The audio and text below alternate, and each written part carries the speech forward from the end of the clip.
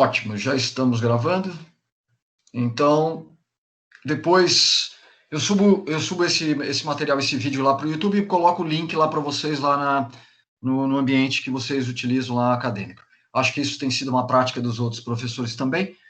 E aí fica tranquilo, porque daí eu vou... Esse material aqui, que são os slides, mais algum material complementar, eu vou deixar tudo lá no AVA também, vou fazer isso todas as aulas.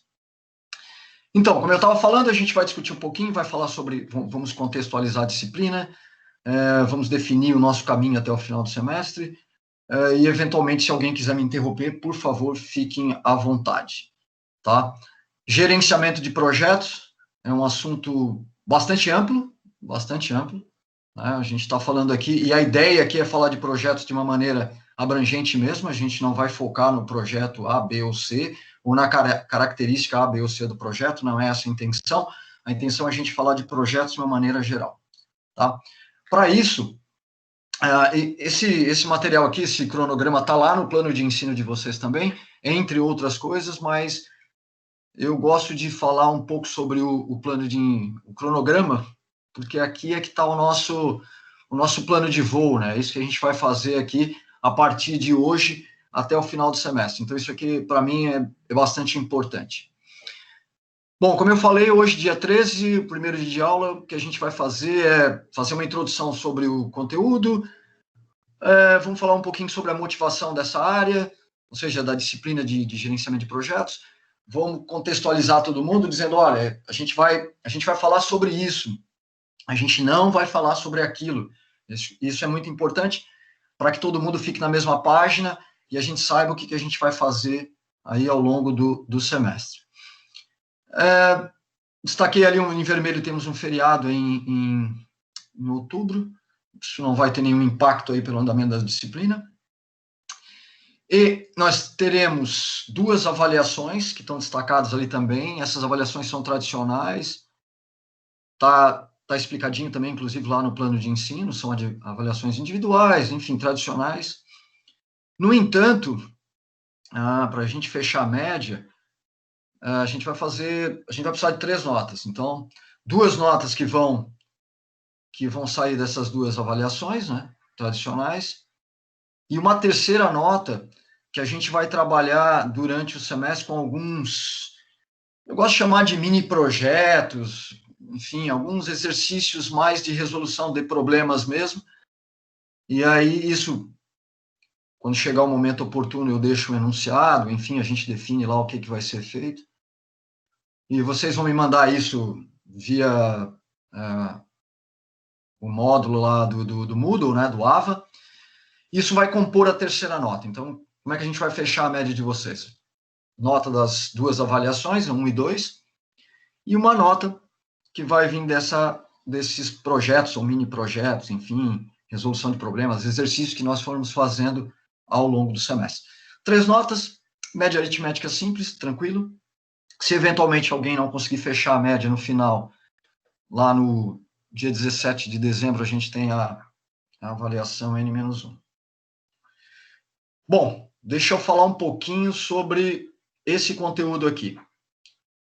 Esse conteúdo foi dividido basicamente em 2 blocos. Tá? O primeiro bloco é onde está aí em a cor preta, e o segundo bloco onde eu destaquei um pouquinho ali embaixo, que é uma cor azul. Que blocos? Que diz respeito a esses blocos? O que eles vão abordar nesses blocos? O primeiro bloco, a gente vai falar sobre o framework de boas práticas do PMBOK. Eu não sei qual é o conhecimento de vocês sobre o PMBOK. A gente vai falar sobre isso. Hoje, inclusive, eu vou falar um pouquinho. A gente vai abordar todo o framework do PMBOK. Por que a gente vai abordar o PMBOK? Porque hoje, quando se fala em gestão, gerenciamento de projetos, você necessariamente tem que abordar o PMBOK.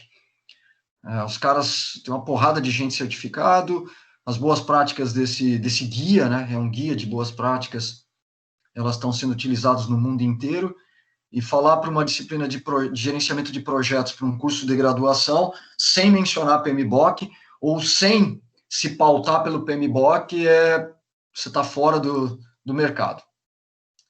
Então, primeiro bloco, a gente vai falar sobre o framework PMBOK, ou seja, isso vai dar uma visão para vocês de todas as áreas de conhecimento do PMBOK e de todos os processos que estão envolvidos nessas áreas para a gestão de projetos. Então, aí vem todas as variáveis, né, que estão relacionadas a projetos. A gente vai falar sobre integração, escopo, tempo, custos, riscos, aquisições, recursos humanos, enfim, a gente vai adotar as diretrizes e as boas práticas do PMBOK. Certo? Esse é o primeiro bloco da disciplina. O segundo bloco, que está destacado em azul, pode falar, Alexandre. Não, a minha dúvida é que nós tivemos projetos industriais no semestre passado.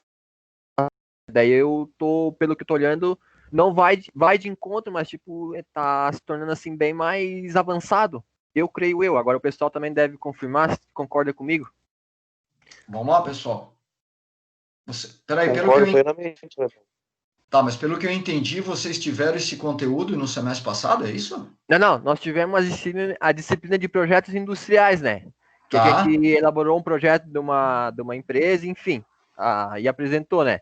Daí não é o mesmo conteúdo, posso dizer assim, mas vai de encontro o que a gente fez, né? Daí, na verdade, eu acho que isso aqui devia ser, tipo, meio que antes daquilo lá, né? Eu concordo contigo. Porque nós temos a parte física, né, do projeto, bem dizer assim. Nós fizemos o projeto, mas não tivemos basicamente uma base anterior para fazer o projeto, enfim. Eu acho que se tivesse essa avaliação, essa matéria, ou junto no decorrer do semestre, ou um semestre antes, eu acho que nós tínhamos, sei lá, feito o projeto, acho, no semestre passado melhor. Bom, entendi. Concordo plenamente contigo. Se vocês têm uma disciplina que exigem que vocês desenvolvam um projeto, elaborem um projeto, seria natural que a disciplina de gerenciamento de projetos viesse antes, ou pelo menos como você falou, no mesmo semestre. Isso é uma questão interessante, foi até legal de vocês colocarem isso, porque eu posso até bater um papo com a Solange, enfim, até para tentar organizar melhor isso. Porque na verdade, o que acontece? Para deixar isso, é óbvio que vocês até sabem disso, mas quando eu fui convidado a trabalhar com a disciplina, eu já recebo uma ementa. Tá? Ou seja, esse conteúdo não é um conteúdo que eu achei que fosse interessante trabalhar com vocês. Esse conteúdo, ele é fruto de uma ementa que já está consolidada lá no plano, no projeto, né, do curso de vocês. Então, a partir dali, daquela ementa que foi montado isso. Até seria interessante, e agora vocês levantaram essa questão, eu vou até pedir, como curiosidade, para a Solange me mandar a ementa dessa disciplina de projetos industriais que você está falando. Até para eu comparar as ementas e ver se tem alguma intersecção entre conteúdos ou de repente fazer essa modificação de prioridade, né, de ordem das disciplinas no currículo. Mas beleza, ótimo, boa. Então, assim, só para continuar, o que a gente tem? Então, a gente fechou a primeira etapa do PMBOK, né? Cara, isso aqui é a bíblia isso é a bíblia da gestão de projetos, gerenciamento de projetos. Então, a gente vai... Tem uma bibliografia básica que está lá no plano de ensino, tem uma bibliografia complementar que também está lá no plano de ensino. Isso também vem do projeto lá do curso. Legal, eu dei uma olhada lá, bibliografia interessante, mas não dá para você simplesmente ignorar a Bíblia de Gestão de Projetos, que é o PMBOK. Enfim, a gente vai falar sobre esse framework durante boa parte aí do semestre. Só que, no segundo bloco da disciplina, onde eu destaquei a linha azul, que é depois daí da avaliação 2, aí eu confesso que é um pouquinho de interferência minha no conteúdo, mas eu achei que isso não poderia ficar de fora. Porque hoje fala-se muito em metodologias ou métodos de desenvolvimento ágil, né? E o Scrum, não sei também qual é o conhecimento de vocês, mas também não tem problema nenhum, a gente vai abordar isso do nível básico até avançando um pouquinho para intermediário, avançado. Essa metodologia Scrum, apesar de ela estar muito relacionada, mas muito relacionada com o desenvolvimento de projetos de software, ou seja, na área computacional, a metodologia, o método Scrum, ele não foi desenvolvido, ou ele não foi concebido pensando em desenvolvimento de software. Ele foi concebido pensando em gestão de projetos. E ela é uma metodologia dita ágil, ou seja, vocês vão ver a diferença, depois até para vocês poderem comparar, vocês vão olhar todo o framework PMBOK, e depois a gente vai olhar essa metodologia ágil, e vocês vão poder comparar e dizer, caramba, cara, mas aqui, naquele processo lá de gestão de custos, aqui a gente faz uma maneira mais rápida, né? Aqui o lance é o seguinte, quando a gente fala em metodologia ágil, não significa que se você está fazendo isso cada vez mais rápido, em detrimento de qualidade, em detrimento de monitoramento ou de controle, não é isso. Vocês vão perceber isso. Mas eu achei que seria muito bom, vocês que estão, principalmente vocês que estão agora terminando a fase aí, o curso de vocês, alguns de vocês devem estar trabalhando na área ou não, ou estão almejando algum processo seletivo para começar a trabalhar, enfim, que você possa prescindir de conhecer metodologia ágil. E hoje falar em gestão de projeto e não falar também em metodologia ágil, vai ficar uma ponta solta aí. Então, na verdade, o que a gente vai ter? A gente vai ter 2 blocos, uma totalmente voltado para a Bíblia aí de gestão de projeto, e outra falando do método Scrum, que é um método bem legal também de gerenciamento de projetos, tá? Então, basicamente é isso que a gente vai falar ao longo do semestre. E aí eu gosto de falar isso sempre, por isso que eu falei no início que eu considero isso aqui um plano de voo. Como qualquer plano de voo, ele pode sofrer alterações durante o voo. Sei lá, aconteceu alguma coisa, o cara tem que fazer uma alteração lá. E é o nosso caso, eu sempre encaro uma disciplina dessa mesma forma. Hoje é dia 13 de agosto. Nós estamos fazendo um planejamento até o dia 17 de dezembro. Nesse período, particularmente onde a gente está vivendo, fazer qualquer tipo de projeção a longo prazo é arriscado. É arriscado. Então, na verdade, se a gente tiver algum imprevisto aqui ao longo do semestre, tal, a gente faz adaptações, readequações aqui, para que vocês não percam nada em relação ao conteúdo, tá? Então, hoje, na verdade, o que a gente está vivendo aí nesse momento maluco aí e tal, fazer previsões é sempre bastante complicado, mas, enfim, a gente tem que planejar o semestre, ele está planejado aqui dessa forma. Certo, galera? Então é o seguinte, esse é o conteúdo que a gente vai ver. Alguma colocação, alguma dúvida, alguma pergunta em relação a isso aqui?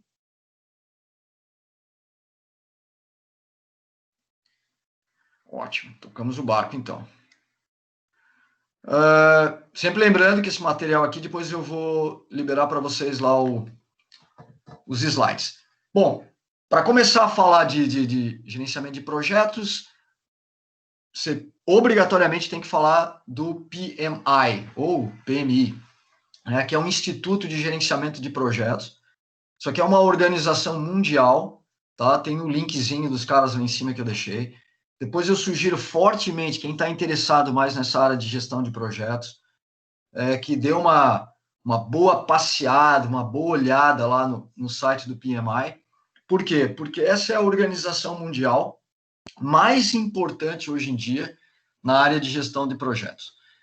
Tá? Esses caras, na verdade, são os caras que definem a organização que define os padrões para gerenciamento de projetos. Então, tudo que você vai encontrar, na verdade, o PMBOK, né, o PMBOK, né, tem muita gente que fala que é PMBOK, é BOK, né, a pronúncia. Depois a gente vai ver que é um acrônimo, na verdade, esse é um acrônimo, não tem nada a ver com book de livro. É uma publicação do PMI, né? Então, hoje, todos os padrões de boas práticas de gestão ou gerenciamento de projetos, quem está ditando essas regras é o PMI, tá? Ou seja, Max, mas, cara, sei lá, eu aqui na minha empresa, a gente faz a gestão de projetos, mas eu nunca ouvi falar do PMI. Vamos deixar as coisas bem claras aqui agora.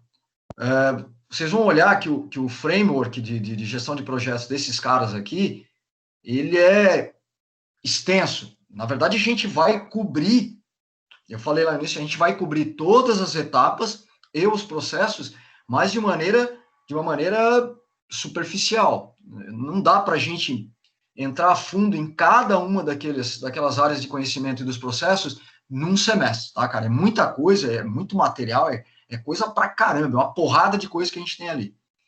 Então, na verdade, o que eu quero dizer com isso? Não necessariamente você tem que pegar todo o framework, ou seja, todas as boas práticas e dizer, cara, agora eu vou adotar todas as práticas do guia na minha empresa. Não necessariamente você precisa fazer isso.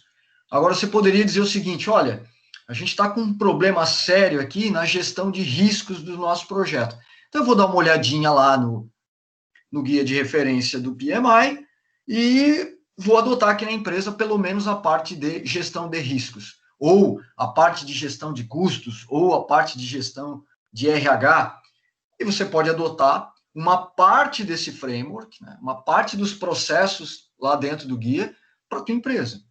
É importante, sempre quando eu falo a respeito de projetos, e eu já participei de uma porrada de projetos aí ao longo do tempo, é claro que eu vi casos onde os caras simplesmente ignoravam as boas práticas aqui do PMI, sei lá, o cara criou a metodologia para eles lá, tem um gerente de projetos lá dentro e o cara tá levando dele lá, enfim, ele tá fazendo a gestão da forma que ele acha mais conveniente ou a forma que ele acha que está dando certo. Perfeito. Eu não vou entrar aqui no mérito se o cara tá certo ou errado. Se está dando certo lá, tá tudo bem. Já vi casos onde, se você entrar nessa onda de adotar todos os processos, você vai gerar um volume tão grande, tão gigantesco de documentação e de processo que às vezes você esquece do core do negócio, né? Ou seja, da essência, que é de fato executar o teu projeto. Então tem que tomar cuidado com isso. E casos que eu já vi, aliás, os mais frequentes, que é onde o cara fala, não, eu vou adotar parte do framework, porque eu estou com um problema aqui na hora de fazer a gestão de custos e eu preciso de, sei lá, de um guia, de uma referência. Ótimo. Pega esses processos de gestão de custos e aplica na tua empresa. Legal. Então, assim, tem caminhos diferentes. Eu sempre gosto de falar isso porque às vezes os caras vêm e falam, cara, mas o cara falou que eu tenho que agora... Vocês voltam para a empresa lá e vão discutir e falar, não, ó, a gente tem que pegar o PMBOK lá e ler de capa a capa, porque a gente tem que seguir isso agora. Não é verdade. Não é assim que funciona, tá?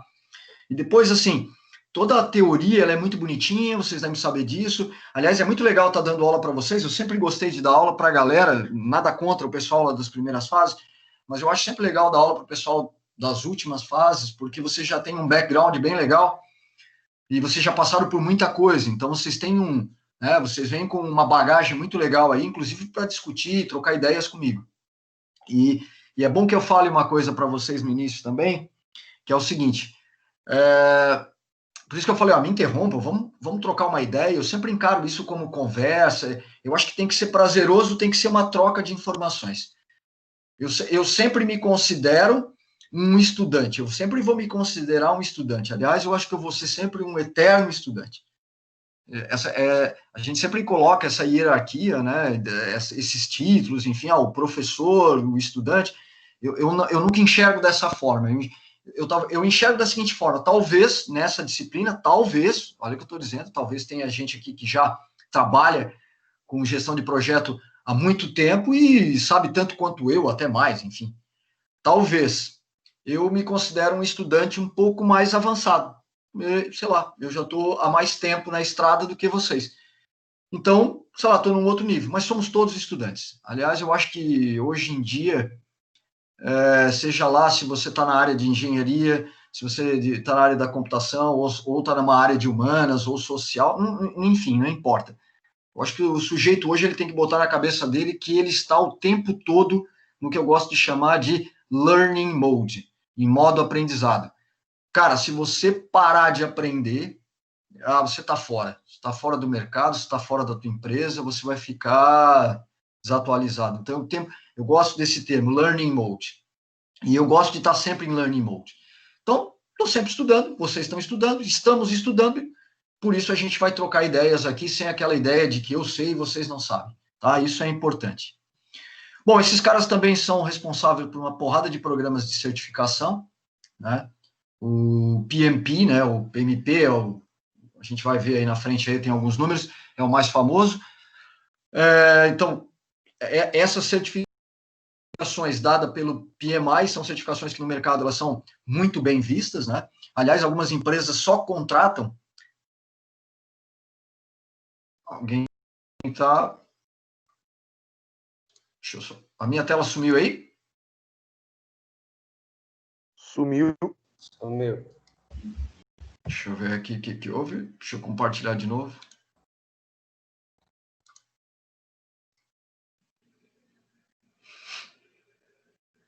Deixa eu só subir a tela de novo aqui, porque acho que... Tá, beleza. Já voltou aqui.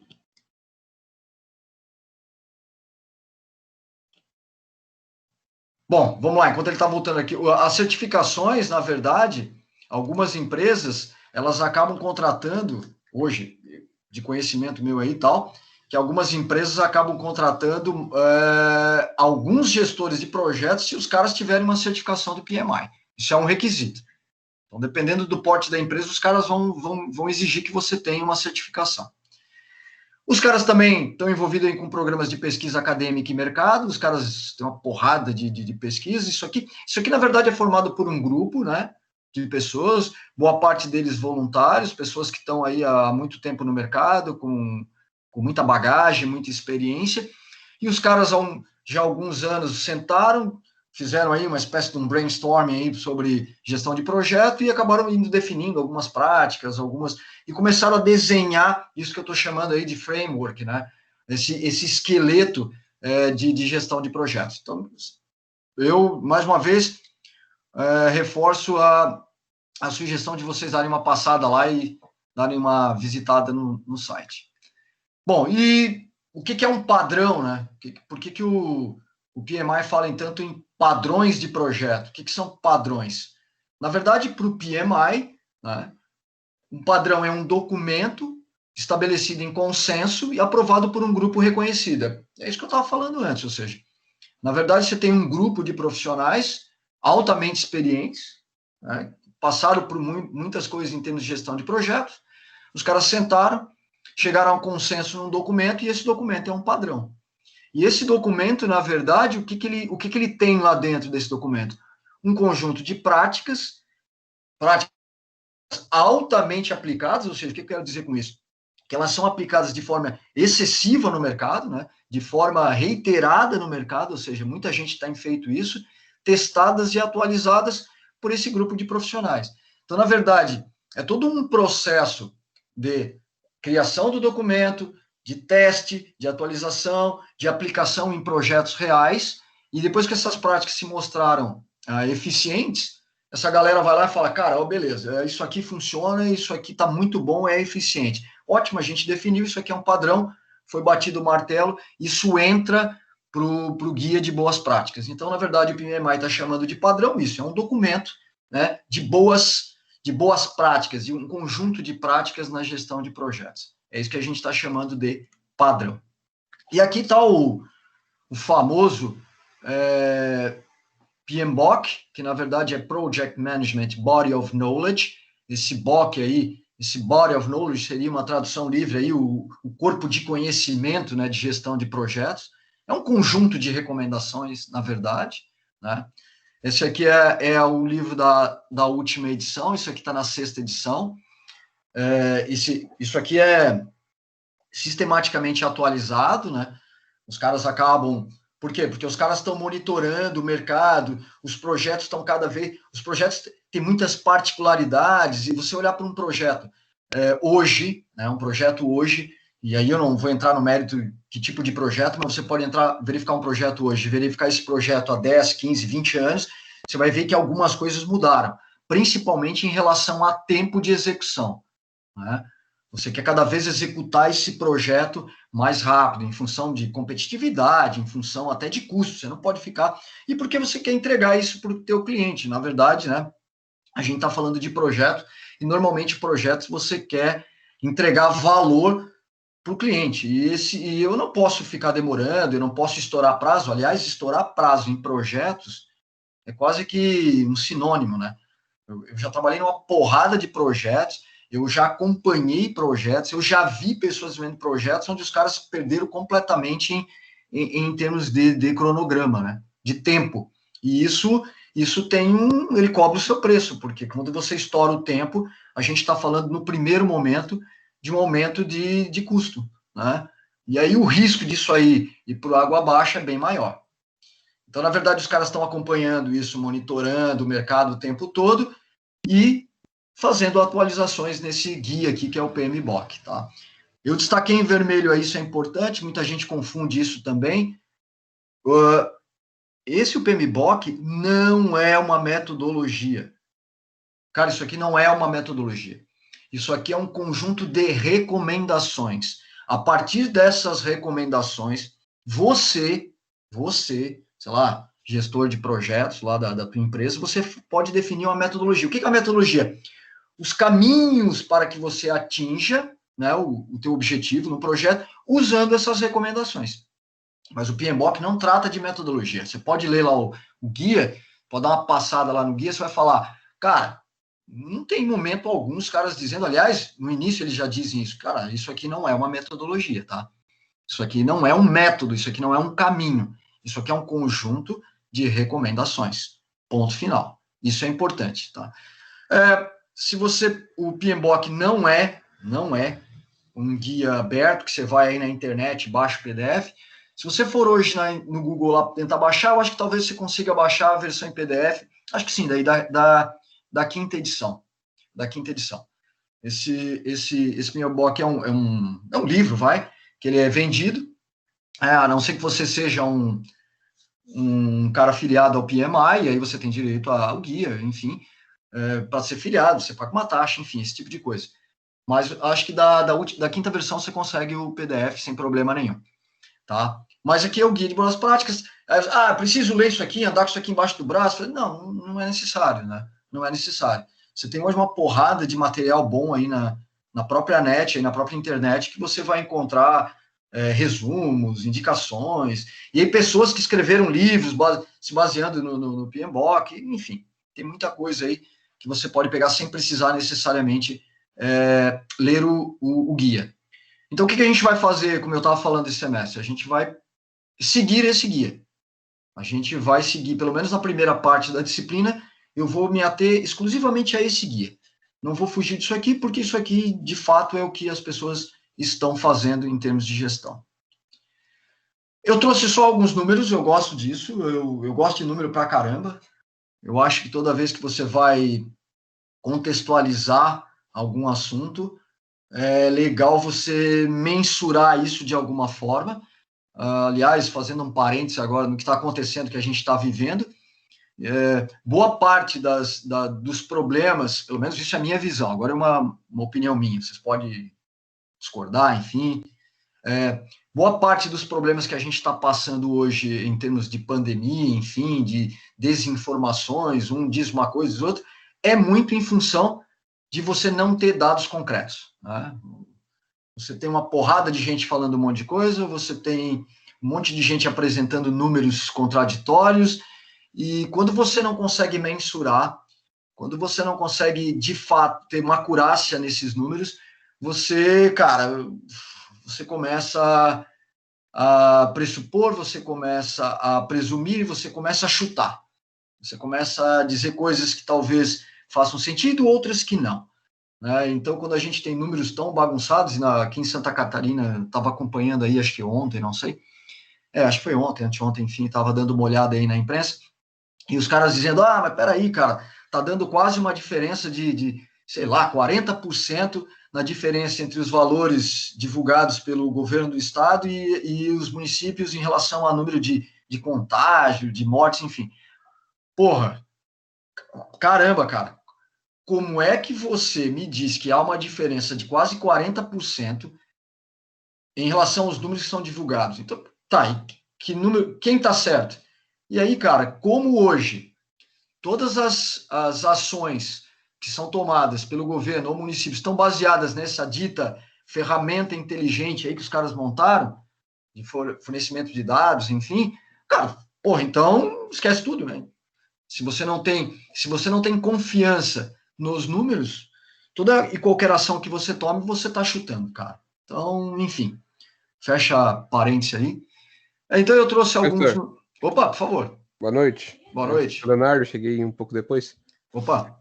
Eu acho também que quando se trata de uma notícia ou acontecimento de nível muito grande, também é muito difícil tu conter uma informação exata. Então, essa é uma questão também que varia muito na decisão de números, de porcentagem de projeto, né? Porque quanto maior a área, tu vai ter que pesquisar em muito mais lugares e nem sempre as pessoas ou as formas de pesquisar esses números conseguem abranger toda a opinião que existe nessas áreas. Então, na minha opinião, também uma boa parte desses erros é para a demanda diária ser tão grande e não ser para coletar esses dados. Boa. E complementando o Leonardo, eu acho que quando, enfim, eu tiro por mim e eu já vi também acontecer, quando determinada área é feita uma pesquisa ou vai se realizar uma pesquisa, muitas vezes quem está realizando a pesquisa não tem a noção de realmente concentrar a pesquisa relacionado àquele público-alvo, bem dizer assim, ó, que nem eu vou fazer uma pesquisa sobre um setor imobiliário. Basicamente, eu vou pesquisar pessoas que ou querem comprar, ou querem alugar, ou querem construir, enfim. A maioria do pessoal, eu acho que ele acaba abrangindo muito a pesquisa e daí às vezes não consegue atingir o público-alvo, por dizer assim, e os dados das pesquisas assim fica meio que vazado, assim, fica meio fraco por causa que não está sendo a realidade do que o mercado tá. Daí às vezes tu faz a pesquisa, acha que tá tendo um tipo de dado e acaba tendo outro tipo de dado. E tu vai colocar esses dados em prática e não vai ter o resultado como era esperado. Boa. Ó, resumindo aí, pelo menos do Léo e do Alexandre, concordo plenamente com vocês. Concordo com o foco, basicamente, que o Alexandre está falando, e concordo com o Léo quando ele fala da abrangência. O meu ponto, e eu plenamente, como é um evento, voltando ali, um evento mundial, é complicado você conseguir isso. Mas o meu ponto de interrogação é no estado de Santa Catarina. Eu, particularmente, a minha área de atuação, eu venho trabalhando nisso faz os últimos 10 anos, é na parte de analytics, de ciência de dados. E eu trabalho muito com dados. E eu não consigo enxergar, e aí, tirando toda a questão da abrangência, do tamanho do problema, eu não consigo enxergar hoje, com as ferramentas computacionais que nós temos, e com a infraestrutura computacional que a gente tem de rede, de comunicação, que você não consiga, com 295 municípios, se você olhar para isso, o nosso estado é um estado relativamente pequeno em relação ao resto do país, que você não consiga agrupar as informações das secretarias municipais numa única base de dados para você ter uma coerência entre o dado que o governo, porque o que o governo publica? Ele publica os dados que vêm do município. E como que o município diz que manda e o governo não tem, ou o governo diz que o município não manda? Então, meu ponto é esse, tá? Não é nem em relação ao tamanho do problema, que aí eu concordo com vocês plenamente. Hoje está muito complicado porque o problema é gigante demais. Agora, quando eu fecho o problema, e a gente vai falar muito disso aqui em gestão de projeto, quando eu defino um escopo, e eu estou me referindo ao escopo Estado de Santa Catarina, onde você tem municípios que têm as suas secretarias, que têm uma linha direta, ou deveria ter, um sistema, em uma única base de dados, onde, por exemplo, o município de Orleans, Tubarão, sei lá, São Ludgero, Rio Fortuna, mandam a informação para uma base de dados central, não faz sentido para mim ter uma diferença de 40%. Tem muita coisa errada e aí não vai funcionar mesmo. É nesse ponto. Mas perfeito, a colocação de vocês, perfeita. Então, assim, o PMI, essa aqui é uma informação atualizada agora em janeiro desse ano, né? Agora, janeiro, né? Mas é o que tem de mais atual. Esses são alguns números mundiais. Então, para vocês terem uma ideia, né? Você tem hoje aí quase 600 mil membros filiados ao PMI, ou seja, esses caras que são filiados não são, na verdade, não são todos os filiados que de fato analisam os documentos e definem os padrões. Isso aqui eu sou um filiado PMI, você pode ser um filiado PMI, porque daí você tem acesso às informações, troca informação, mas há comitês lá dentro do Instituto, que esse comitê, de fato, é que bate o martelo em termos de padrões. Eu destaquei em azul a certificação mais conhecida no mundo do PMI, que é o Project Management Professional, né, o PMP. Aliás, eu ouço muitas pessoas dizendo, eu sou certificado PMI. Não existe isso. Ninguém é certificado PMI. Você pode ter um certificado do PMI.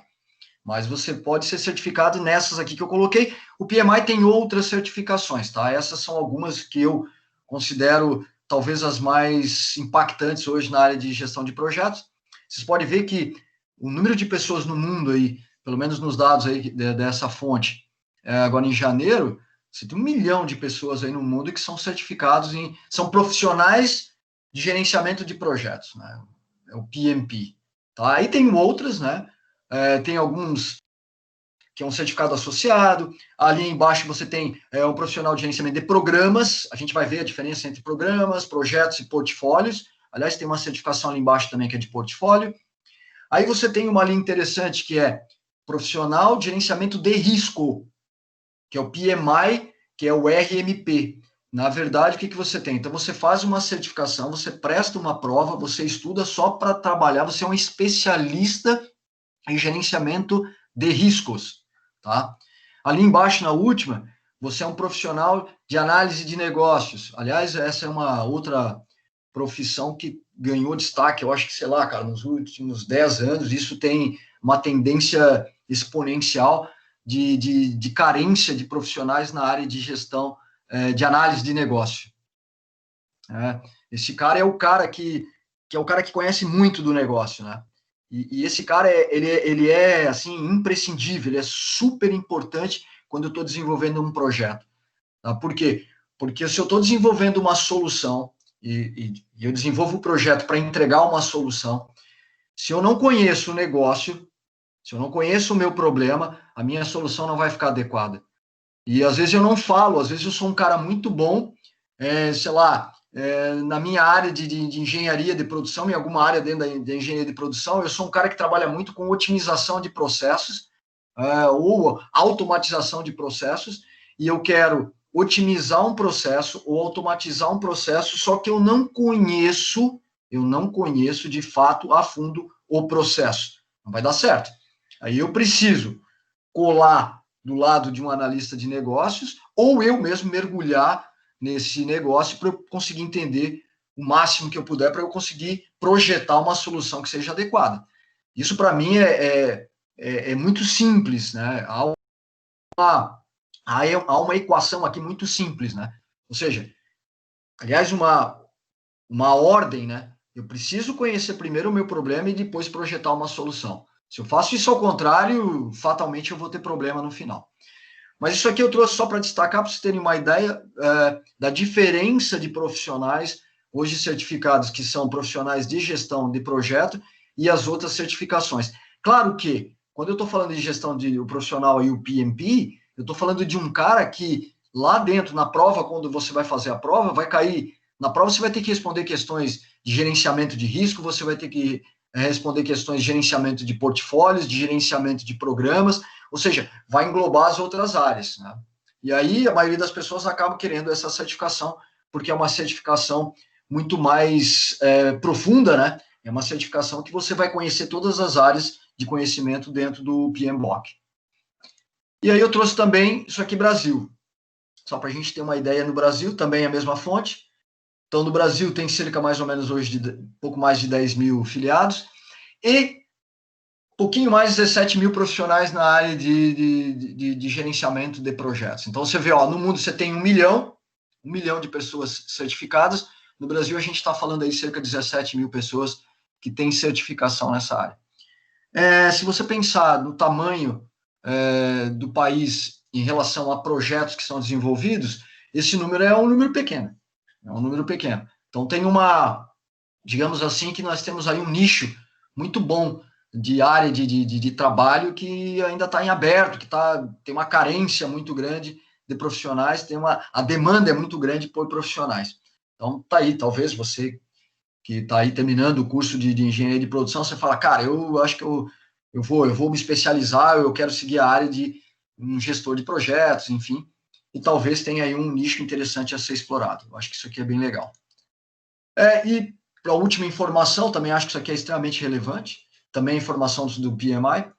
Os caras estão falando que 20% de todo o PIB mundial, hoje, é investido na execução dos mais distintos tipos de projetos. Ou seja, a gente está falando mais ou menos de cerca de 12 trilhões de dólares de toda a riqueza mundial estão sendo gastos hoje para quê? Para melhorar, criar ou construir algo, né? Por meio de gestão de projetos. Isso é interessante. Então, sei lá, cara, é muita grana, é grana pra caramba que os caras estão investindo em tentar melhorar, criar, construir através de projetos. E esses projetos precisam ser geridos de alguma forma. E eu preciso ter um cara lá fazendo a gestão desse projeto. Então, assim, quando a gente fala em projetos, de modo geral, vocês falaram há pouco, a gente trabalhou num projeto, numa disciplina anterior. Isso aqui é... Toda vez que você vai desenvolver uma nova solução, e aí pode ser um produto, pode ser um serviço, pode ser um resultado, seja lá o que for, você está falando de um projeto. Você vai construir um projeto para tentar chegar naquele objetivo, naquela solução. E esse projeto pode ser um projeto de pequeno porte, um projeto que vai durar aí, sei lá, um mês, ou a gente está falando de projetos que pode durar mais de 1 ano, 2, sei lá. E aí, claro, obviamente que você tem características e particularidades entre um projeto de dimensão pequena e um projeto com uma dimensão maior, mas é um projeto, né? Tanto é que nessa disciplina eu não vou fazer distinção aqui se o projeto é um projeto gigante ou um projeto pequeno. Aí é que ela vem aquele feeling teu, que você fala, cara, mas esse projeto aqui é um projeto pequeno, eu não preciso usar o framework inteiro do PMBOK. Eu vou pegar só aqui a gestão de custos desse cara aqui, que para mim está muito bom. Ótimo, legal. Então, quer dizer, essa percepção de você enxergar o tamanho do teu projeto e adequar o conjunto de boas práticas a esse projeto, isso aí cabe ao gestor do projeto. Isso é importante. Bom, a gente está falando pra caramba aí de projeto, e talvez se eu perguntasse para vocês agora, para vocês me darem uma definição de projeto, talvez cada um de vocês me desse uma definição diferente. E eventualmente, eu não diria que estaria errado ou não, tal. Talvez nas definições de vocês aí, a gente poderia pensar uma ou outra parte do conceito para tentar englobar isso dentro de um conceito mais geral.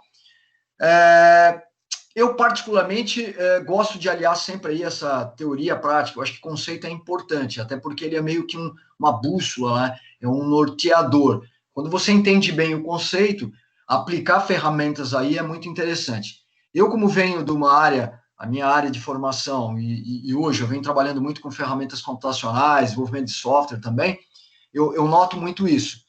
Aliás, hoje, em falar em usar ferramentas de software, todo mundo usa. Você pega o teu computadorzinho de bolso aí, que as pessoas ainda continuam a insistir em chamar de telefone. Isso não é telefone já há muito tempo. Aliás, a função que você menos usa é fazer chamada de voz, né? Na verdade, você tem um computadorzinho no bolso com uma capacidade de processamento que há 20 anos, cara, você tinha um supercomputador no bolso, né? 20 anos, se você comparasse o poder computacional com o que a gente tem hoje no smartphone aí, é ridículo, é muito maior. E, na verdade, as pessoas têm um poder desse na mão hoje e praticamente não fazem nada além de, sei lá, de mandar mensagem ou entrar em rede social. Mas, enfim, esse é outro departamento. Mas vamos lá. Vocês têm contato com uma porrada de ferramentas hoje de software. Aliás, eu acho que todos os dias você tem algum contato com a ferramenta. E aí a questão é o seguinte, quando eu pego uma ferramenta para resolver um problema, sei lá, uma ferramenta de simulação, eu vou pegar uma ferramenta de simulação para simular um processo, uma simulação dinâmica. Eu fui lá construir um processo, sei lá, uma linha de produção. Fui lá numa linha de produção, uma série de variáveis, coloquei uma porrada de variáveis lá dentro, máquina, homem, hora, tal, e vou ver, cara, como é que vai funcionar isso aqui agora?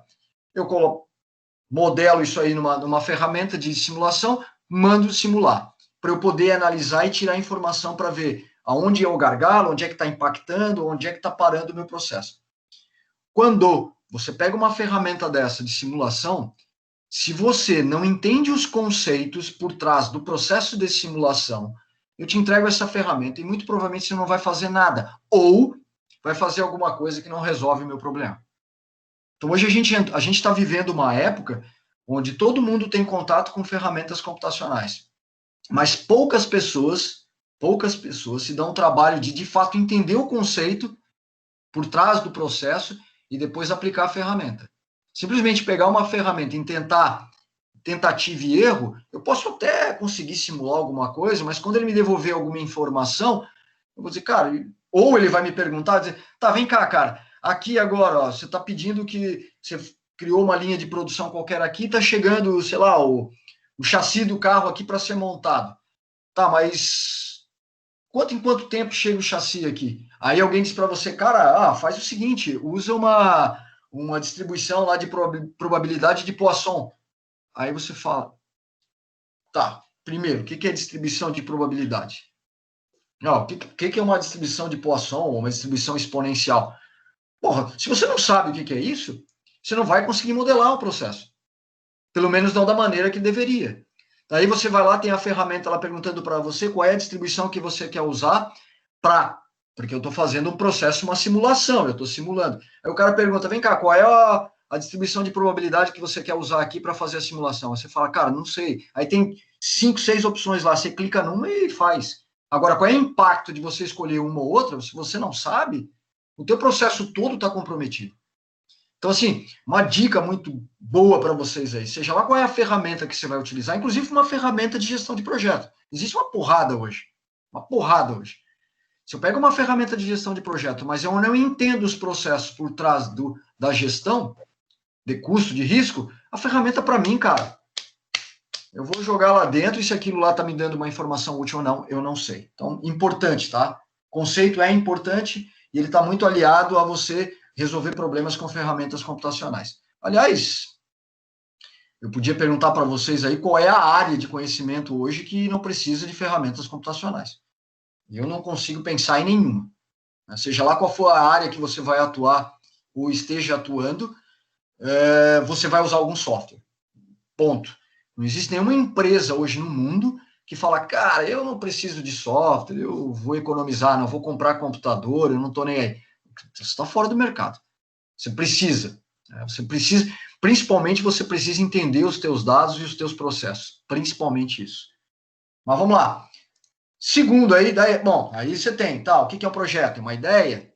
É um cronograma? Eu já vi isso aí, as pessoas vão lá por exemplo, no Microsoft Project, que é uma ferramenta aí extremamente completa aí para gestão de projetos, montou o cronograma do cara lá e fala, tá aqui meu projeto. O teu projeto, então o projeto é o cronograma? É um fluxo? Né? Você pode mapear, pegar uma ferramenta, né? Uma ferramenta, por exemplo, de modelagem de processos, por exemplo, e mapear todos os teus processos. O teu projeto é aquele fluxo, é aquele workflow, né? Ou seja, o fluxo de trabalho, ou é uma planta, por exemplo, de arquitetura. Esse é meu projeto. Então esse é meu projeto. Então, o que é um projeto? É uma ideia, é um fluxo, é um cronograma, é uma planta. De repente vocês tinham outras sugestões, outros exemplos aí para mim também. Mas, na verdade, segundo o PMI, e aí, como a gente está olhando para esses caras, aliás, eu acho que foram muito felizes aí nesse conceito, na verdade, é um conceito bem sucinto, né? Mas diz muita coisa aqui. Então, esse é o conceito de projeto.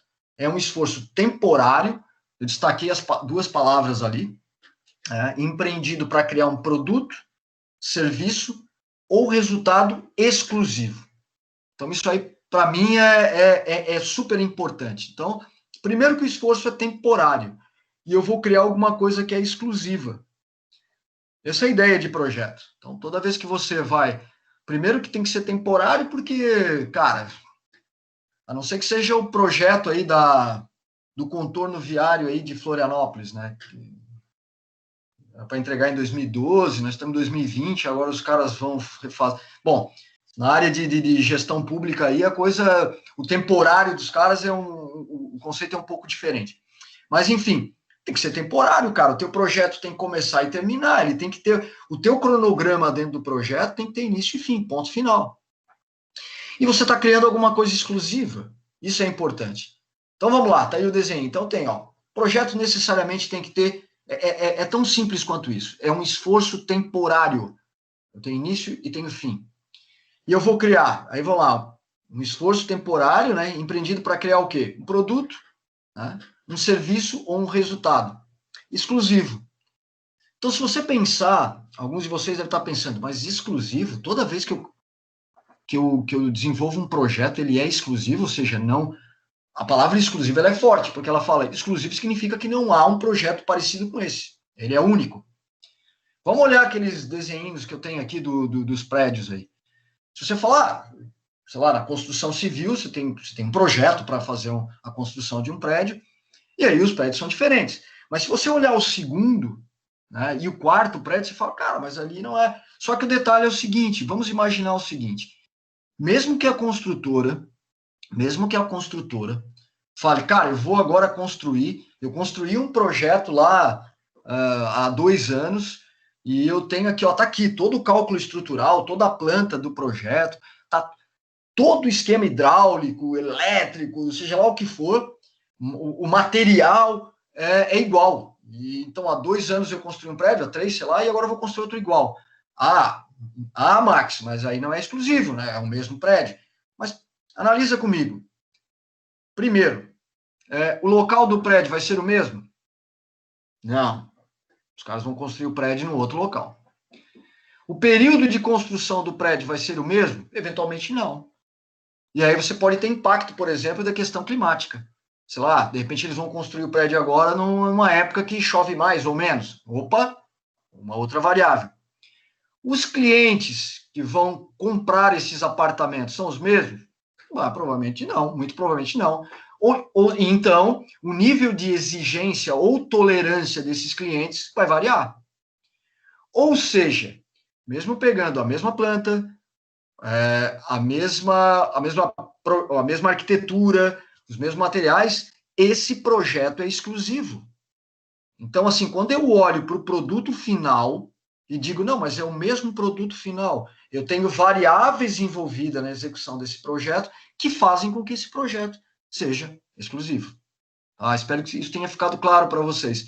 Essa exclusividade, ela diz respeito às características daquele momento da execução do projeto. Isso vai variar. E aí a gente poderia ficar aqui dando exemplo de um monte de coisa, de produtos ou de serviços, principalmente serviços, porque você tem clientes diferentes, você tem, por exemplo, que eu estava falando de nível de tolerância ou exigência, e vai embora. Então, ou seja, e outra, né, a gente nem falou, sei lá, 3 anos, quando eu construí o prédio, a legislação pode ter mudado naquela região. E aí você fala, cara, mas agora eu tenho que trabalhar com uma coisa que as pessoas têm falado muito hoje, que é a questão de compliance. Eu preciso fazer uma gestão de compliance. O que é o compliance? Uma gestão de conformidade. Tá, esse meu projeto, ele está em conformidade com a legislação? Não sei, então eu preciso adaptar o meu projeto. Isso hoje nas empresas está muito forte. Eu não faço nada, ou eu não executo um projeto que, eventualmente, por exemplo, vai contra algumas questões ambientais, porque eu estou fora de conformidade. E hoje tem uma galera da área do direito atuando dentro das empresas só para analisar a gestão de compliance. Os meus documentos, os meus artefatos, os meus projetos, eles estão em conformidade com a legislação, com leis ambientais e por aí vai, eu preciso estar adequado a isso. Então, projetos são exclusivos. Projetos são exclusivos. São temporários e exclusivos. E eu estou atrás do quê? De novo, produto, serviço ou resultado. Não esqueçam disso. Eu vou repetir isso o semestre inteiro. Em todas as áreas de conhecimento que a gente passar, eu vou falar sobre essa questão de temporário, início, fim e exclusividade. Isso é importante que a gente entenda isso. E outra coisa que é importante é que o projeto é elaborado progressivamente, tijolinho por vez. Eu preciso seguir um processo progressivo. E a gente vai ver isso. Bom, cara, uma coisa legal que vocês falaram aí, a gente desenvolveu um projeto lá no semestre passado. Legal, então, sei lá, mesmo que vocês não tenham ouvido falar da questão das boas práticas, do framework do PMBOK, cara, vocês desenvolveram o projeto, algum método, algumas práticas vocês seguiram. Então é legal que na hora que a gente for falar dos exemplos, botar um pouco a mão na massa aí, vocês possam contribuir também. Isso é importante. Bom, resumindo, beleza, isso é importante. Aliás, isso eu acho que é o grande resumo da nossa conversa hoje. Eu já vou me dar por satisfeito, mas bem satisfeito mesmo, se todos vocês hoje aqui, depois que a gente terminar isso, for, cara, o cara falou uma porrada de coisa. Aliás, uma das desvantagens, né, eu estava falando de diferença aí de remoto e presencial é essa, né? Porque se eu estou dentro de sala de aula, e eu gosto muito de estar dentro de sala de aula, porque a gente está tá ali visualizando todo mundo e você consegue perceber a turma. E aqui eu não sei, cara, nem sei se está todo mundo conectado, tá aí, o cara conectou, às vezes fechou o microfone, foi fazer outra coisa, aí tem um cara dormindo aí na frente da tela, sei lá. O cara, aqui eu fico totalmente cego aí em relação a isso. Mas, se você no final dessa aula, e para a próxima aula e as outras, você falar, cara, eu não entendi nada que esse cara falou, ele falou um monte de coisa, mas se você tiver esse resuminho aqui, já tá bom. Então, vai lá. O projeto é único, tem início e fim definidos, é progressivo, tem limitação de recursos, isso é importante, e tem objetivo claro e viável. Ponto. Isso é um projeto. Se você souber isso, se você já incorporar isso para as próximas aulas, cara, isso já está muito bom. Tá? Então, exclusividade a gente falou há pouco. Tá, beleza, a gente viu ali. Temporário, início e fim. É progressivo, passo por cada vez. Limitação de recursos, cara. De novo, só se for um projeto aí de gestão pública, que os caras toda a vida fazem. Ah, não, agora eu tenho que fazer mais um adendo aqui, eu preciso de mais grana. Pô, não existe isso em empresa privada, cara. Você não tem recurso à vontade para desenvolver projeto. E eu não estou falando só de recurso grana. Eu estou falando de recursos humanos, inclusive. Você tem limitação de recursos humanos, você tem limitação de recursos financeiros, você tem infraestrutura envolvida nisso que você tem limitação. Então, você tem que trabalhar com essa limitação. E óbvio, né, que todo projeto, ele começa com um objetivo claro e viável. A gente vai falar muito sobre viabilidade de projetos. Pô, às vezes você tem uma puta ideia aí, cara, sei lá, você deve estar cheio de ideias. Todo mundo tem ideia todo dia, né?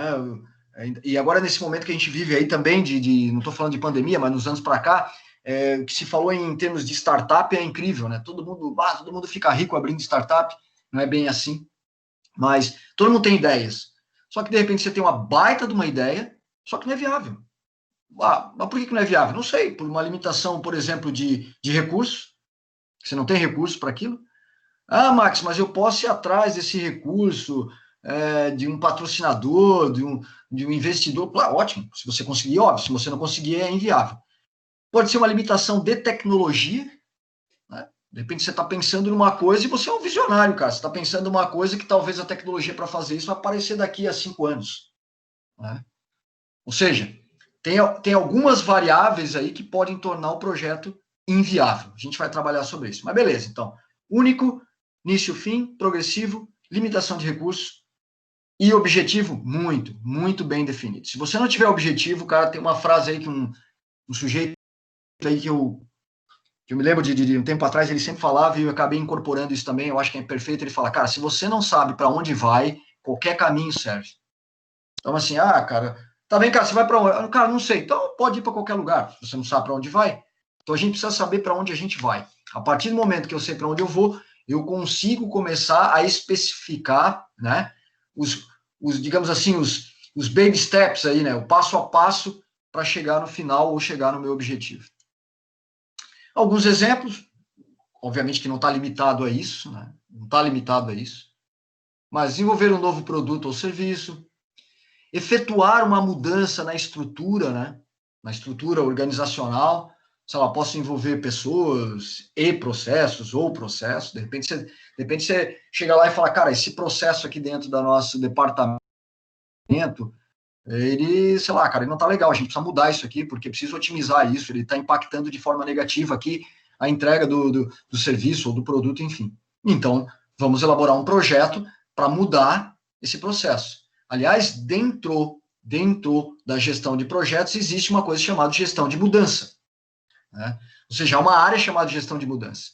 Então, eu preciso fazer a gestão das mudanças. Isso é importante. Tá?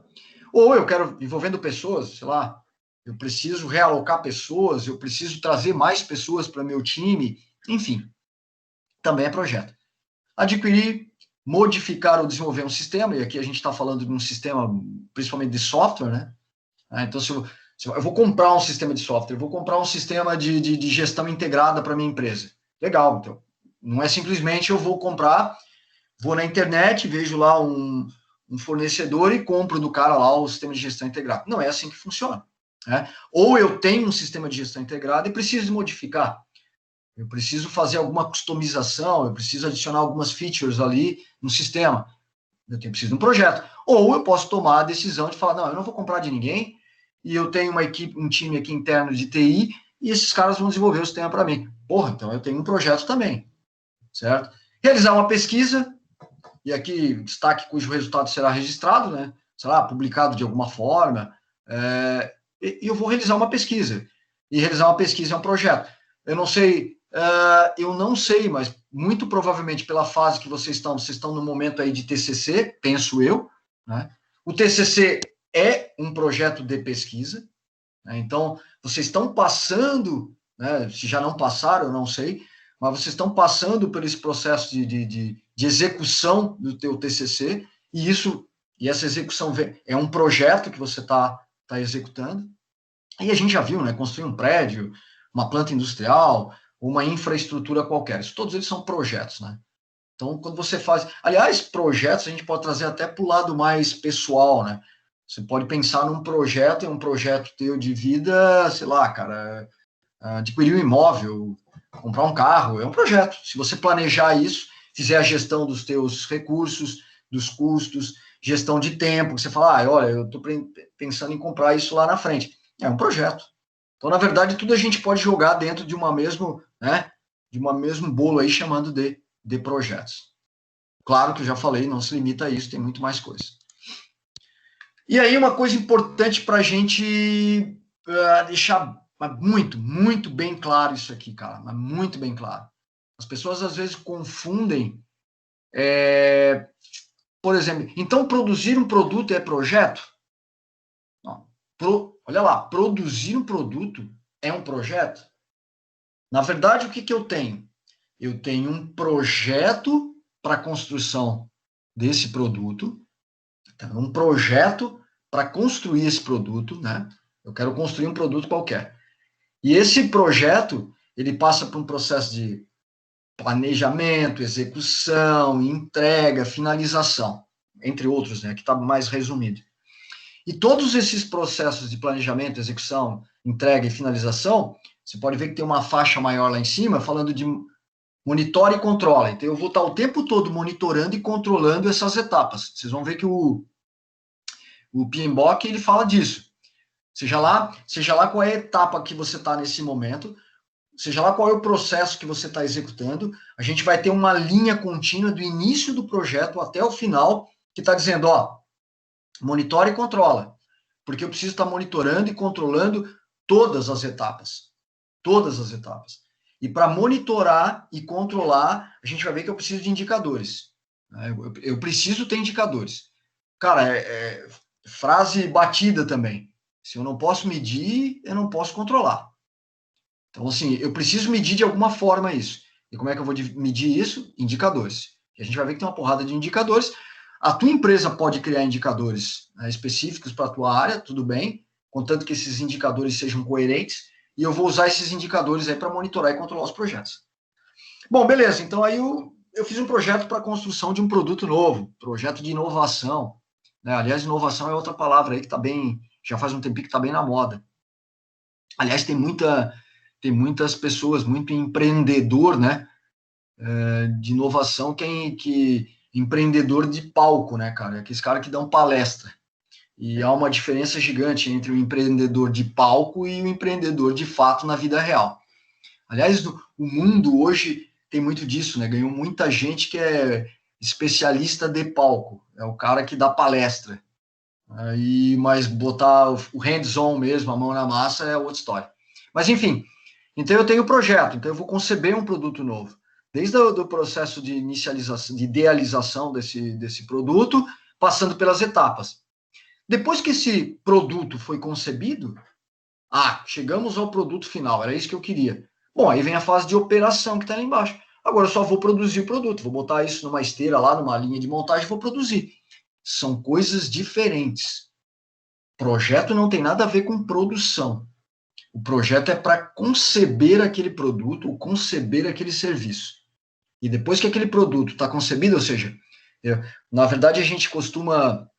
Aliás, isso começou a aparecer nos meios aí da galera de de tecnologia, isso ganhou espaço e veio ganhando espaço em todas as áreas hoje, que é o que o pessoal chama de você entregar o mais rápido possível o teu MVP. Não sei se vocês já ouviram esse termo. O MVP é o produto viável mínimo. O que significa isso? Eu não vou esperar, e hoje o ritmo está muito acelerado no mercado, eu não vou esperar todas as etapas, tal, vai durar 1 ano, 2 anos, para eu entregar para o cara aquele produto que ele me pediu. Eu já vou entregar para o cara, são 2 anos, mas sei lá, daqui a 3 meses eu já consigo entregar para ti um MVP desse produto, ou seja, é um produto mínimo viável. Mais ou menos, você está falando, cara, eu vou fazer aqui, a grosso modo, uma comparação para a gente entender. Sei lá, é um projeto de uma moto, eu vou chegar lá, e sei lá, e o produto mínimo viável é o teu patinete. Então você fala, cara, obviamente com as características que aquela moto vai ter no final, mas já viu aqui, que o sistema de energia, aqui vamos dizer que é elétrico, o sistema elétrico aqui que a moto vai ter no final, eu já implementei aqui no patinete e já funciona. Tá vendo que o sistema de frenagem aqui, pelo menos num nível bem mais baixo, ele também está usando uma tecnologia que eu vou desenvolver na moto. Então, assim, não está tudo pronto, mas é um produto mínimo viável, ou seja, eu já tenho um patinete, ele funciona e ele está incorporado já com algumas tecnologias que o produto final vai ter. Por que eu faço isso? Porque é dessa forma que eu ganho recurso.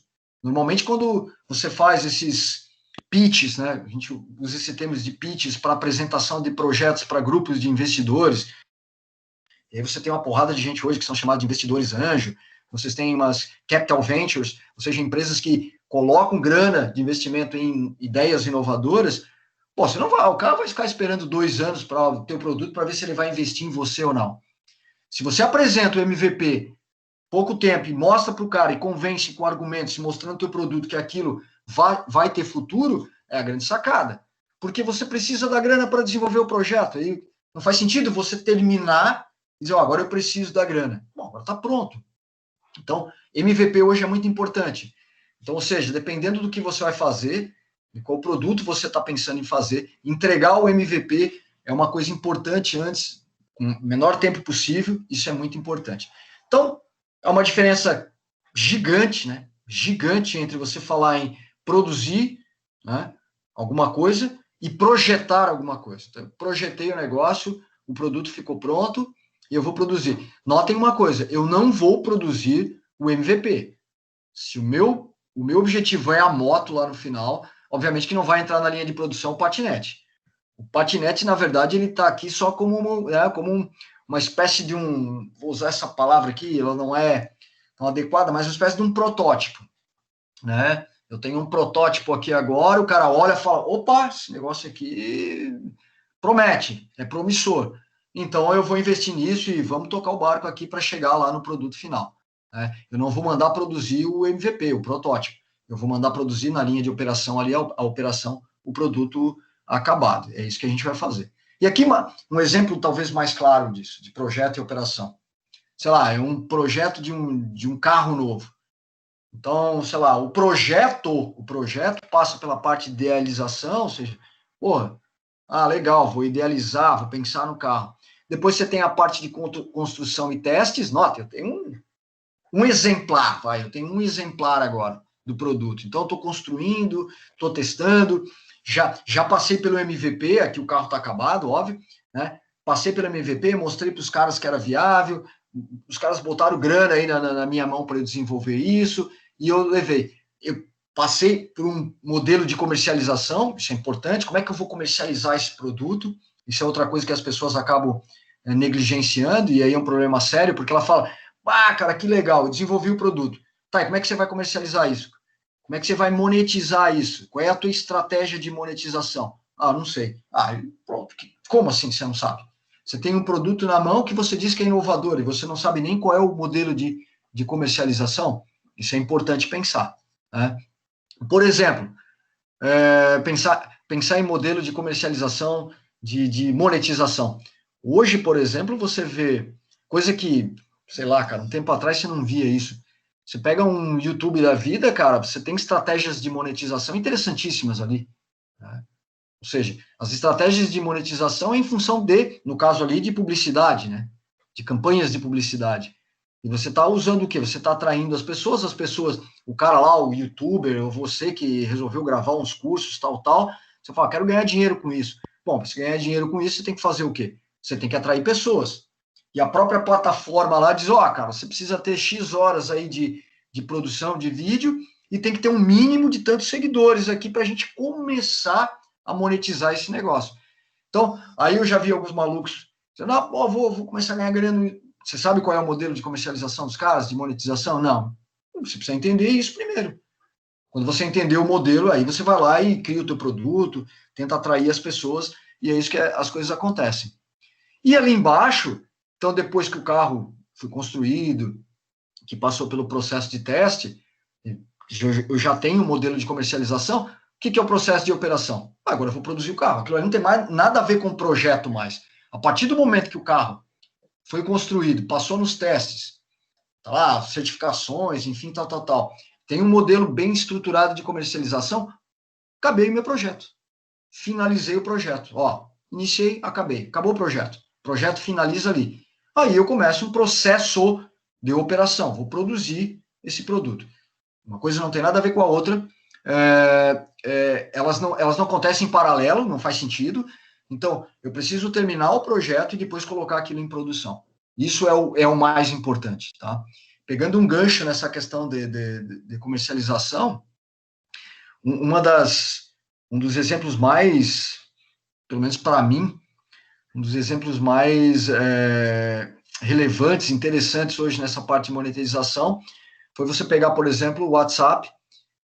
Nenhum de vocês nunca viu nenhuma publicidade enquanto você está usando o WhatsApp. Assim, não tem publicidade. Você tem lá o teu WhatsApp no teu smartphone, enfim, você está lá conversando com as pessoas e não tem publicidade. Ótimo. Aí a questão que eu levanto é a seguinte: por quê, né, se você pensar, que a empresa, né, Facebook, que detém hoje o WhatsApp, pagou, acho que, se eu não me engano, sei lá, foi uns 5 anos, acho que uns 5 anos, 4, não sei, cerca de 3 bilhões e meio de dólares pelo WhatsApp. Por quê? Por que você pagaria, né, bilhões de dólares por um software, por uma aplicação que você não tem publicidade? Ou seja, como é que você monetiza isso? Por que você investe nisso? Por que você compra esse software? E qual é o teu retorno financeiro? Alguém tem alguma ideia?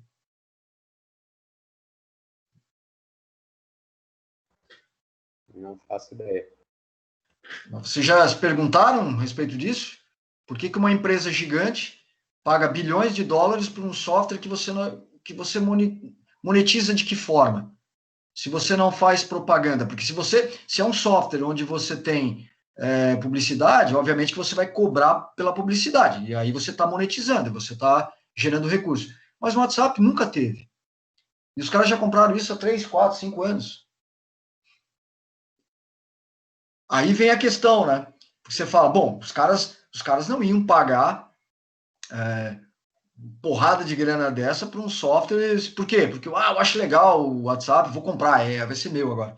Não, porque o que acontece de modo geral? E aí, óbvio, né, que se você, nas publicações oficiais, ou no próprio site do Facebook, e aí você vai ver uma legislação de proteção de dados, e isso está muito forte hoje no mundo, né?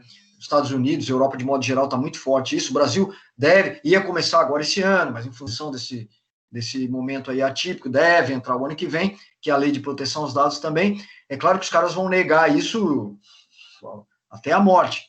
Mas, na verdade, há indícios fortes, inclusive já vieram a público alguns casos, onde o quê? Qual é o grande valor? As informações que estão sendo trafegadas no WhatsApp. Você imagina quanto é que vale? Você já imaginou quanto é que vale você monitorar todas as conversas que trafegam no WhatsApp?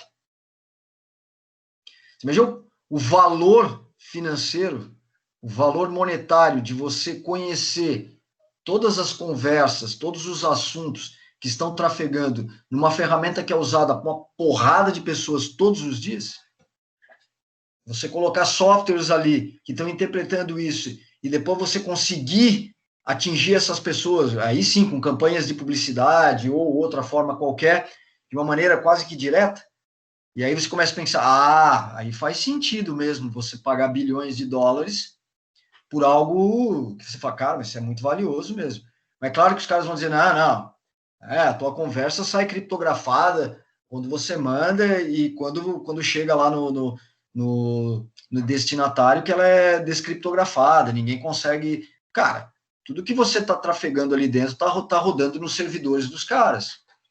Então, assim, por mais que os caras, tem um modelo de segurança altamente complexo, cara, tudo depende de quem está gerindo esses dados. Enfim,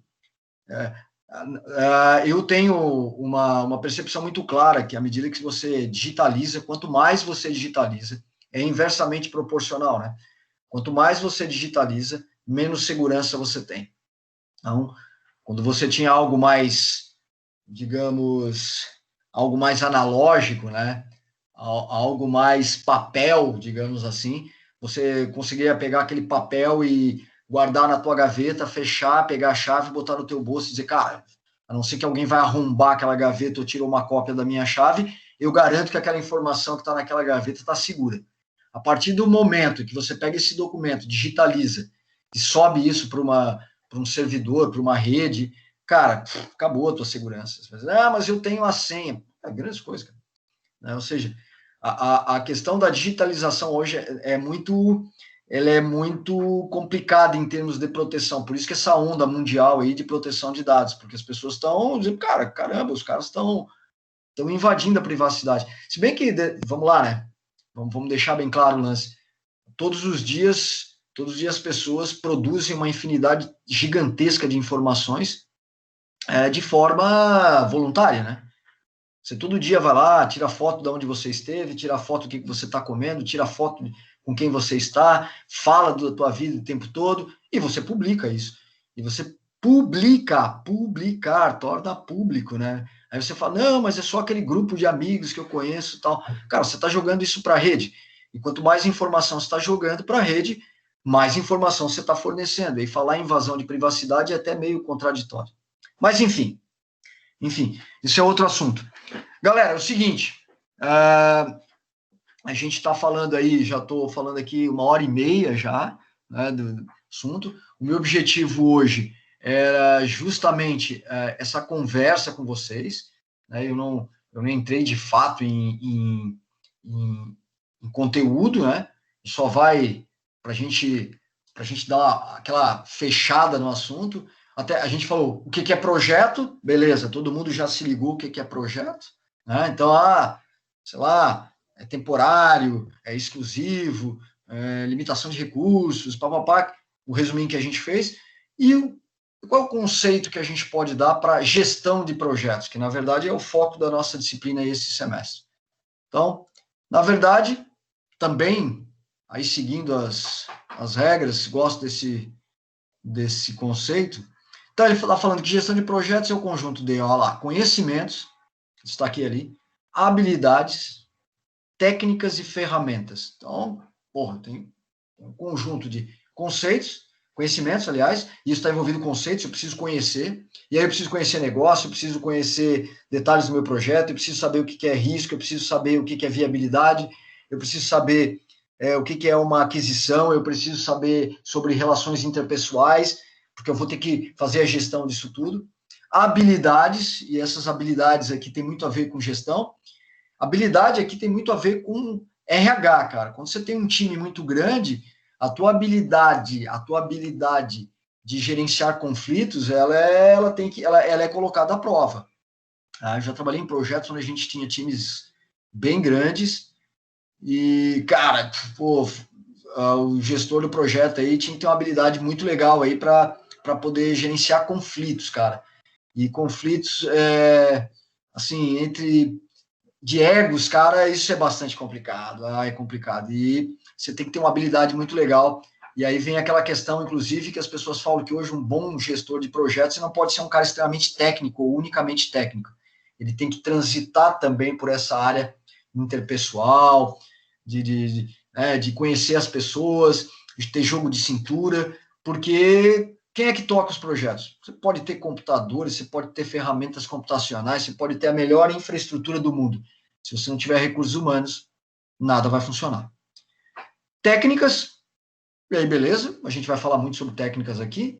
Ferramentas, importante, já falei que só a ferramenta em si não adianta, mas ela é importante. E a gente vai utilizar esse conjunto aí, para quê? Para planejar, executar e monitorar.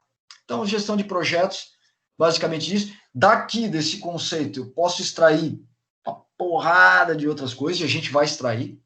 Na verdade, o que vai acontecer é que a partir desse slide aqui, desse conceito, é que a gente vai começar agora a desmembrar todo o framework do PMBOK. Isso vai ser legal, porque agora que a gente vai começar a enxergar as áreas de conhecimentos, a gente vai verificar que habilidades são necessárias, técnicas, ferramentas, e a gente vai olhar para o framework e os processos vão dizer, cara, ó, aqui são os processos de planejamento, aqui são os processos de execução, e aqui são os processos de monitoramento e controle. E a gente vai viajar nesse mundo aqui, sem sair, vocês vão ver que a gente não vai sair desse conceito.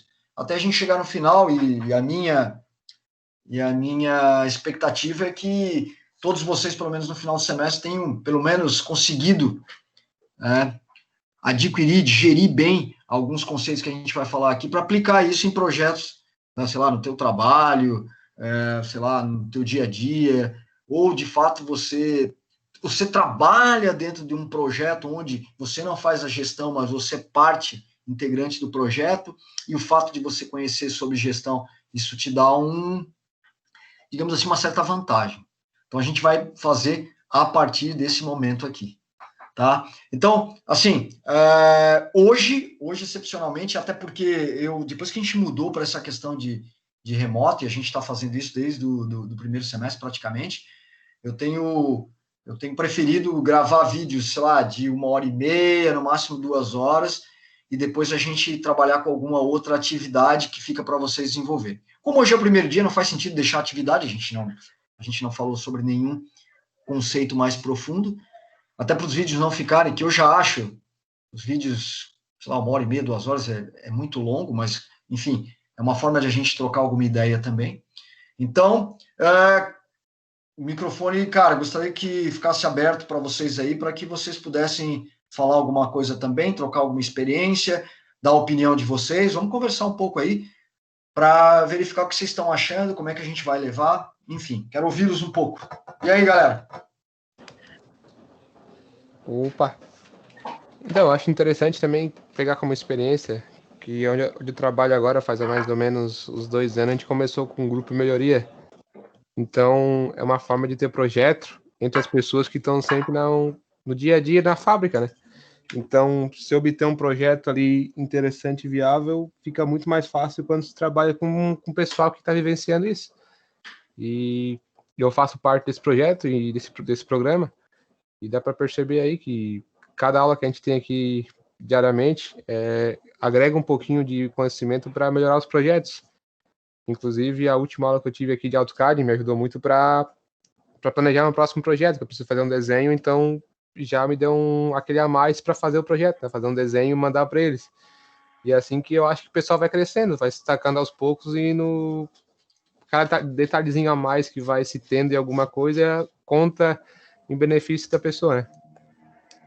Perfeito, Léo. Perfeito, cara. Essa tua frase aí, que a gente vai crescendo a cada dia com os conhecimentos, é perfeito.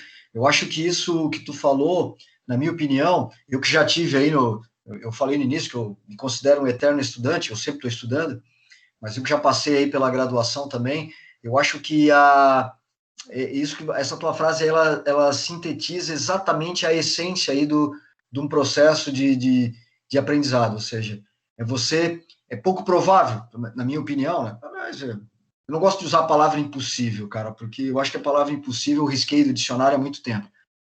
Mas, assim, é pouco provável que vocês, desde lá do primeiro semestre, até agora nessa etapa de conclusão, que vocês tenham absorvido todos os conhecimentos, ou todo o conteúdo que foi passado para vocês. Isso seria ingenuidade pensar dessa forma.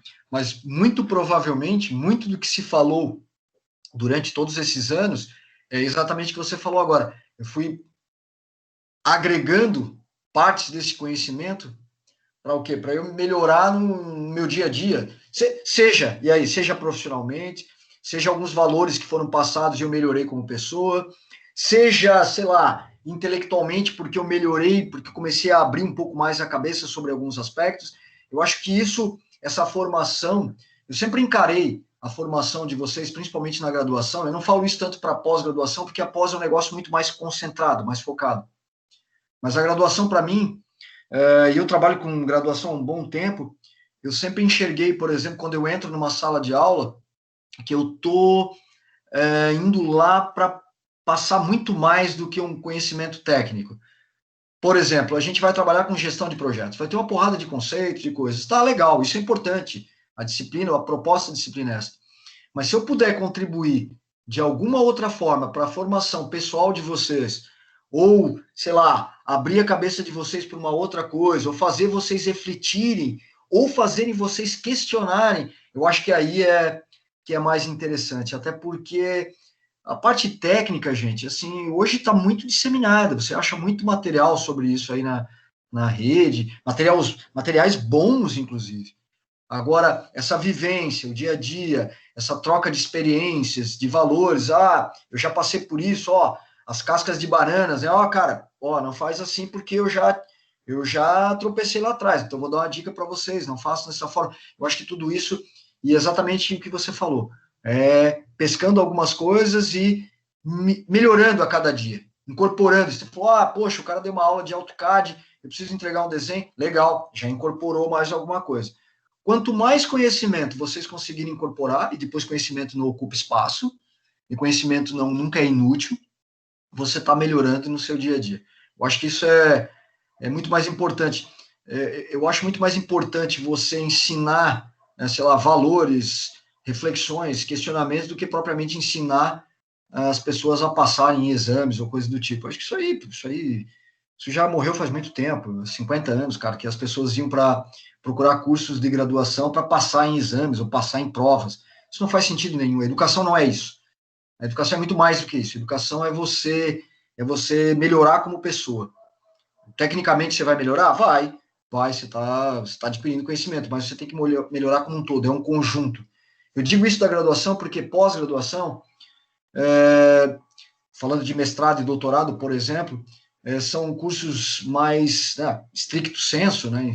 Enfim, são cursos mais focados, e você não tem essa vivência, por exemplo, em sala de aula, com uma graduação. Durante alguns anos, vocês compareceram todos os dias da semana na sala de aula. Essa vivência, ela é muito forte, ela é muito rica, para quem, obviamente, sabe aproveitar. E quando você parte para um curso de pós-graduação, mestrado, doutorado, a quantidade de créditos que você faz, ou seja, a sala de aula, ela é muito pequena. E você passa a maioria do teu tempo fazendo pesquisa. E normalmente você está fazendo essa pesquisa, em alguns casos, na maior parte do tempo, sozinho, ou trocando ideia com o teu orientador, né? E pesquisando. Então, a vivência de sala de aula, ela é muito pequena em cursos de pós-graduação, mestrado, doutorado. Por isso que a graduação, eu acho que ela é fundamental. Se você faz uma boa graduação, você está preparado para continuar os teus estudos, enfim, para você melhorar, seja lá na tua função e na tua vida. Ô, Max, tu falou ali sobre troca de ideias, é uma coisa que eu levo de experiência que eu tive quando eu era menor, que eu tinha uma visão diferente de escola, de ensino médio, quando eu era mais novo. Agora eu vejo que, é como tu falou, é uma troca de ideias, mesmo sendo que tu vá lá quando é mais novo para aprender, tu tem que ensinar um pouco também, porque é uma troca de ideias, todo mundo tem algo a aprender. E assim eu acho que a pessoa chega a aprender mais fácil quando ela ensina junto do que só ouvindo, entende? Então eu acho que é uma coisa que eu vou levar para mim e tento passar sempre para as pessoas que eu converso, assim, ou talvez quando tiver um filho, algo do tipo, eu vou querer passar isso para ele, que tu vai para um lugar para aprender, mas também tu tem que levar um pouco de conhecimento para disseminar esse assunto, enfim, sempre crescer junto com a pessoa, não só aprender. Perfeito. E é perfeito o que você falou, todo mundo tem alguma coisa para ensinar, cara. É por isso que no início eu já falei. Cara, não gosto não estou dizendo que seria o caso de vocês, mas eu já, nesses anos todos, às vezes a gente pega turmas que tem aquela hierarquia, né? O professor é o cara que sabe, eu não sei. Cara, não é assim que funciona para mim, nas minhas aulas. Eu acho que todo mundo tem que trocar ideias. Mais alguém, gente? Mais alguém quer falar alguma coisa para a gente... Ou será que só estamos na sala, eu e o Léo? Ah, Aline. Fala, Aline. Eu só quero falar também que na empresa que eu trabalho, eu faço a gestão e a coordenação de algumas equipes. A gente tem o programa de CCQ implantado na empresa, né? Então, a gente tem várias equipes. Eu tenho hoje umas 20 que desenvolvem esses projetos, enfim, até o tema do meu TCC em relação a essas equipes. E esses conceitos de projeto foram bem legais, assim, bem fáceis de entender. Então, seja no esse PMI Isso. que o professor trouxe também, eu achei um conceito fácil, assim, de estar repassando, de ter uma base, né, de não é um método, mas enfim, como é que é? Recomendações, né? Isso, tão reconhecida. E eu vejo que vai ser uma matéria que vai me ajudar bastante, então a estar ajudando eles, né, a estar passando esse conhecimento para eles de uma forma mais fácil. Aquelas etapas do projeto eu achei bem legal também, que é um projeto único, que ele tem meio e fim, não, tem início e fim, e acho que vai conseguir agregar muito para a função que eu exerço também, né? Ah, legal. Fico contente de ouvir isso, porque um dos objetivos aqui é justamente essa, tentar contribuir de alguma forma. E outra coisa, que é legal falar, que também é uma coisa muito... que eu venho carregando isso há muito tempo. Isso que você falou, eu acho muito legal. Você falou, não, fácil. Cara, se você entrou nesse ramo de docência, de ministrar aula, para mim, isso é muito... já há muitos anos que eu carrego isso. E você tem que tentar passar isso da forma mais simples possível. Você tem que tornar, se alguma coisa é complexa, você tem que tornar isso simples para passar para as pessoas. Eu nunca compactuei, e já tive professores, principalmente em cursos de mestrado, doutorado, que era justamente o contrário. O cara fazia questão de complicar o conteúdo, parece. Você fala, porra, a galera dizia, cara, esse bicho é o fodão, né? Ah, como é que esse cara sabe isso, cara? Eu não consigo entender. Para mim, eu falo, cara, isso é totalmente errado.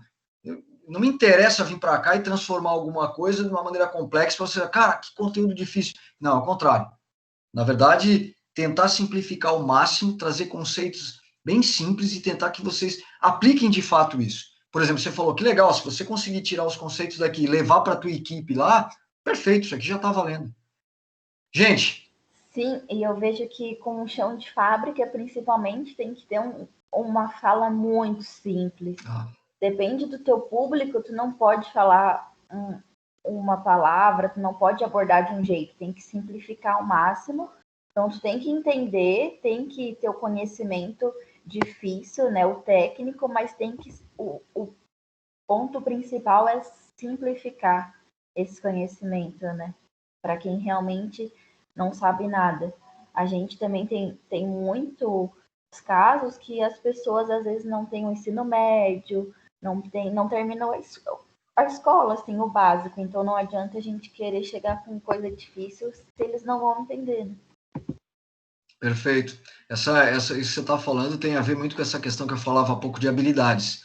Também tem isso, você tem que saber qual é o público que você está lidando e como você vai se comunicar com esse público. E a gente vai ver que dentro os caras pensaram nisso também, isso é bem legal. Dentro desse framework de boas práticas, existe uma parte, né?